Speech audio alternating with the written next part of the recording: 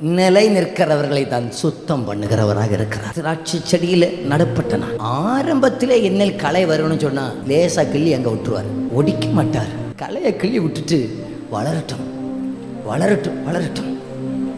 ஆனால் இந்த திராட்சை செடியில் ஜீவனை எல்லாம் எடுத்து இதிலிருந்து உரத்தை எல்லாம் எடுத்து பல ஆண்டுகளாக இதையே சார்ந்து நின்று நல்ல பெரிய ஒரு கொப்பாக வளர்ந்த பிறகு இதில் களை வருமையானால் அதுக்கு கொடுக்கறதான சிக்ஷை பெரிய பட்டயத்திலேயாக இருக்கும்.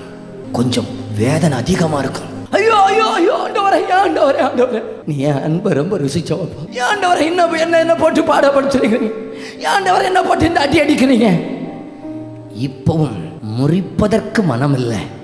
சில உடைக்கப்படுகிற அனுபவம், சில வேதனைப்படுத்துகிற அனுபவம் நம்மை வெட்டுகிறது அல்ல, நம்மில் இருக்கிற களையை புட்டுங்குவதற்காகவே நம்மை சுத்திகரிக்க தான் விரும்புகிறாரே தவிர நம்மை முறித்து தள்ள விரும்பாத ஒரு நல்ல இரட்சகரில் நான் நிலைத்திருப்பதில் என் ஆண்டவருக்கு கோடி கோடி நன்றி செலுத்துகிறேன்.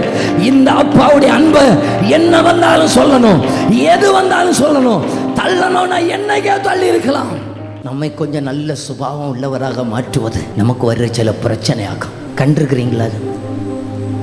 சில நெருக்கங்களாக்கும் என்னை நல்ல ஒரு பொண்ணாக புடமிட்டு கையில் எடுப்பது, சில வேதனையாக்கும் என்ன ஒன்று நல்ல மனுஷனை மாற்றி காட்டினது. இவையெல்லாம் அப்போ வேதனையில் என்ன ஒரு ஆப்ரேஷன் நடந்திருக்கும். வேதனை மத்தியில் ஏதோ ஒரு கலையை ஒன்று ஒழிச்சு போட்டார். எனக்கு வந்த நெருக்கம் நான் கனி கொடுப்பதற்கு தடையாக இருந்த ஏதோ ஒரு சுபாவம் என்னிலிருந்து நொறுக்கப்பட்டிருக்கிறது.